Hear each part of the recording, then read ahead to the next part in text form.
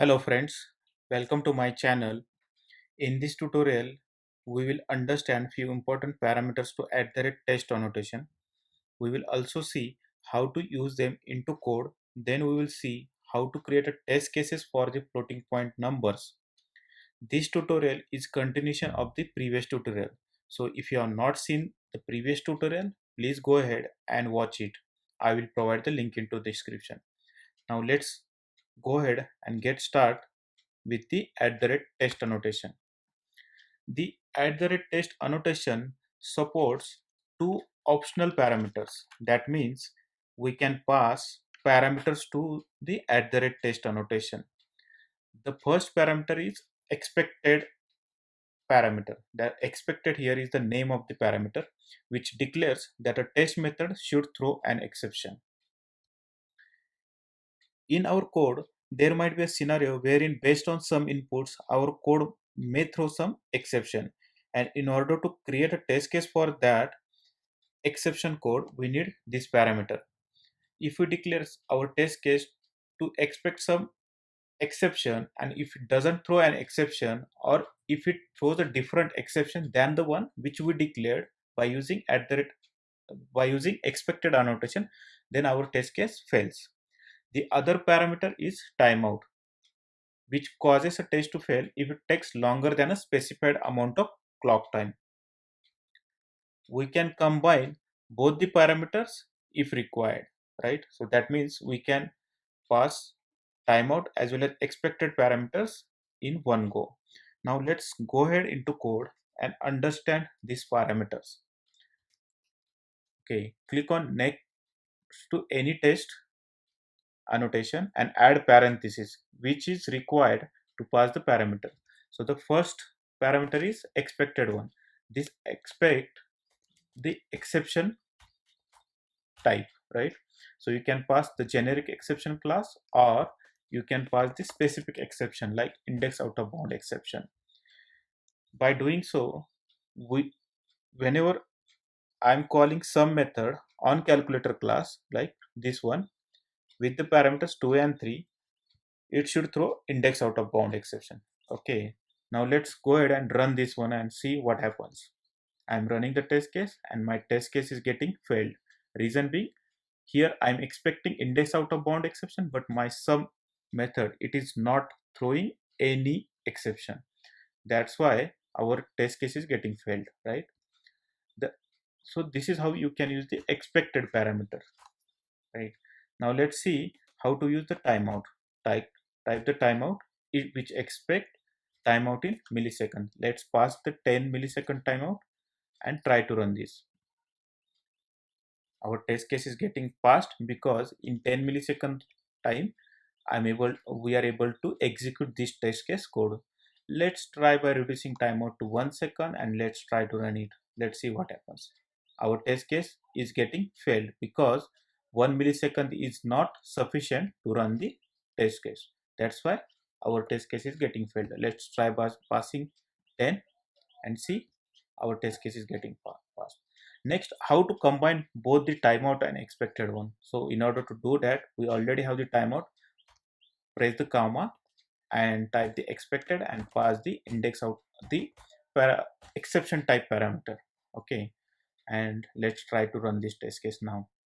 Again, our test case is getting failed because it is getting executed in specified timeout, but we don't have the we are not getting the expected exception. That's why our test case is getting failed. Okay, so this is how you can use the parameters to @test annotation whenever you need them. Next is a test method must not be private. This is a very important note. We know this, that our test case cannot be private, and we have seen this couple of times in previous tutorials. Also, test method should not return a value. It should always return a void. Now let's jump into the code and check this one. By first, let's try to remove the public access specifier from our test method and let's try by running it. It clearly says that test method, it should be public. You cannot use the other access specifiers like default, add or private. Now if I specify the public access specifier and let's try to run it, how we are able to run the method. The other thing says our test method cannot return any value other than y. Let's try by sending returning a integer value and let's see what happens. I'm running the test case and I'm getting a failure because Junit is expecting test method should be void type, right? So let's remove this one and remove the return type as well, and let's try to run this now. Let's see what happens. Our test case is getting successful. So this is very important point. Please always keep in mind that your test method should not be private, or it should always be public one, and it should always return a void from the method. Next, we will understand how to create unit test cases for the floating point numbers. So let's go into the code wherein I have already created a test case for the division. If you go to the divide method from the source code, and if you see, it is returning a floating point number and also it is expecting the floating point numbers, and whenever the first parameter, that is a, is 0, it is returning 0, else it is returning the division. Now let's try to pass 0 and 5 as the inputs to divide method, and let's verify this thing with the assert equals statement. Whenever I'm passing 0, our logic says it will always return 0. Okay, so let's pass expected as 0 and actual as the actual division. Okay, and if we do this here, if you see it here, it is saying that assert equals is deprecated. Let's jump into the method definition and see this method is deprecated, and they are expecting us to use the method with some delta parameter. Okay, now the question is, what is delta over here?